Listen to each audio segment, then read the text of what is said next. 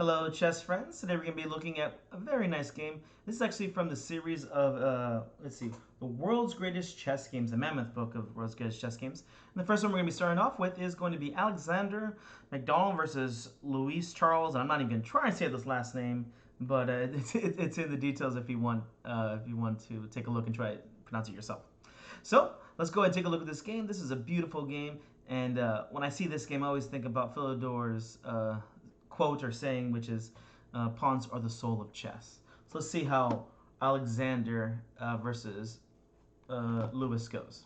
So we start off with e4, c5, knight f3, knight c6, d4, c takes, knight takes. Here we're just looking at a basic Sicilian defense right now. Black goes ahead and plays e5 in the Labourdonnais variation. And here, unfortunately, Alexander does not play the best move. He goes ahead and plays knight takes c6. Any expert, or even for that case, any C player these days, would know some of the best moves to play here are going to be knight b5, or maybe knight b3 here, knight f3. Basically, just do not take on c6, as this helps strengthen the center. But this is back in the olden times, where the Sicilian was actually not very popular. So he goes ahead and takes. Black takes back. Already black has an equal, if not better, position, because he has potential to play this d5 pawn and have both pawns in the center, while white will be left with none. So bishop c4 gets played. A nice move here, trying to stop d5 from being played. Knight f6, attacking the pawn. Bishop g5, kind of a weird looking move here. This is pretty much going to be asking for black to play bishop b7. I've always been hesitant when people try this kind of bishop g5. If you don't play the bishop to take the knight here, you're just wasting time, because black is ready to get out of this pin quite easily. Bishop b7, of course. And here, again, a move I'm not too fond of, queen e2 here by Alexander. Now, this does defend the e4 pawn, which was now being attacked. But if you know me, I always like to develop my pieces first, so I probably would have played something like knight c3. d5 right away, why not? Two pawns in the center seems pretty good to me. Bishop takes, bishop back to b3, castles and castles. Here black already has a better position with the bishop pair and also a very strong center. a5, a nice tricky move here. Hopefully you see the idea behind this.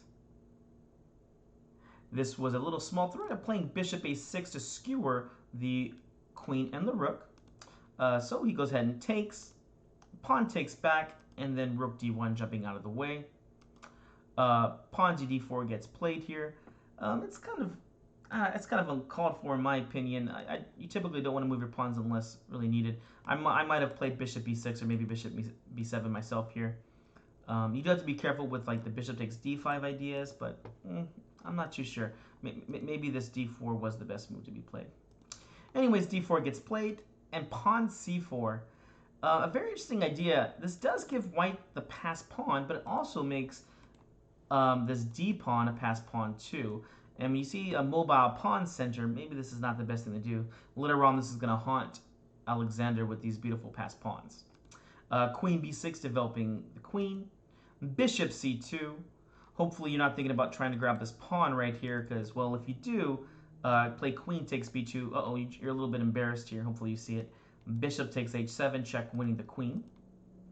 So, bishop b7, just developing the bishop, and getting ready maybe to play something like e4 in the future. Knight d2, rook a to a, rook a to e8, knight e4, and a nice move here. We don't want to lose this bishop pair, so bishop to d8 gets played.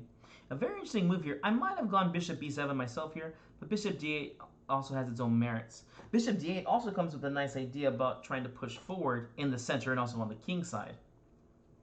Alexander goes ahead and plays pawn to c5, queen c6, a nice battery threatening the g2 pawn.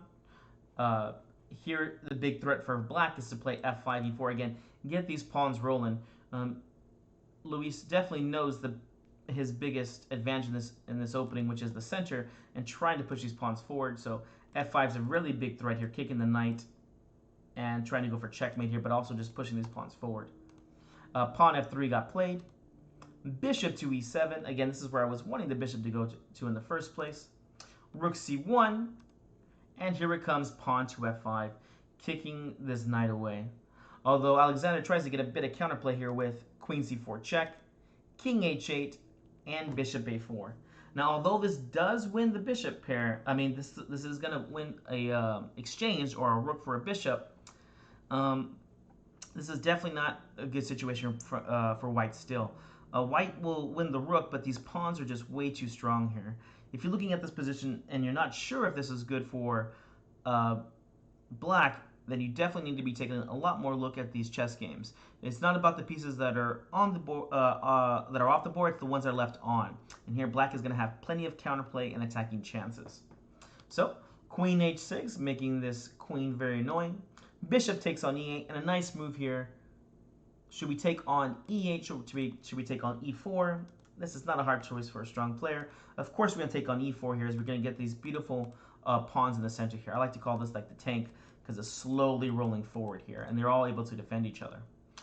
Pawn c6 attacking the bishop, and a nice move here. Pawn takes on f3.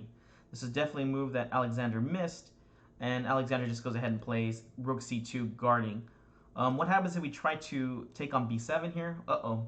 You just got checkmated here. Feel free to push pause and try to figure out the checkmate. If not, enjoy the show. Here, Louis would definitely not miss this.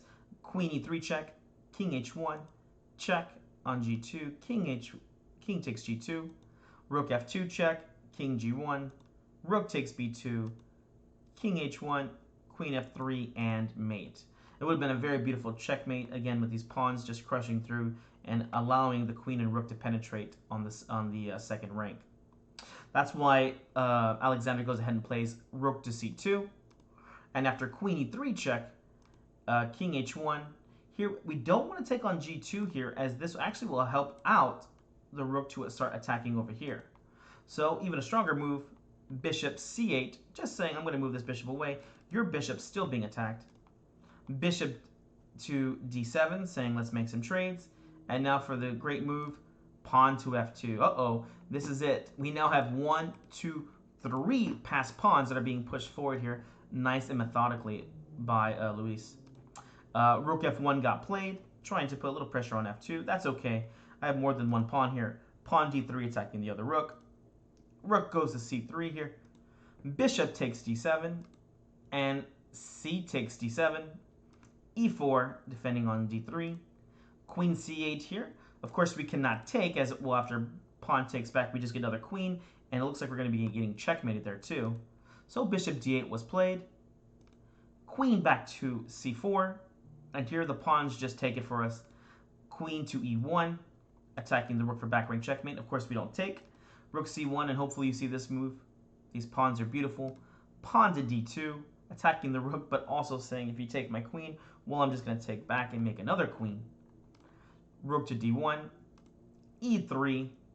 Oh my gosh, what a beautiful looking position here, with just 3 pawns over here just dominating everything. In fact, computers already giving this as a forced checkmate here.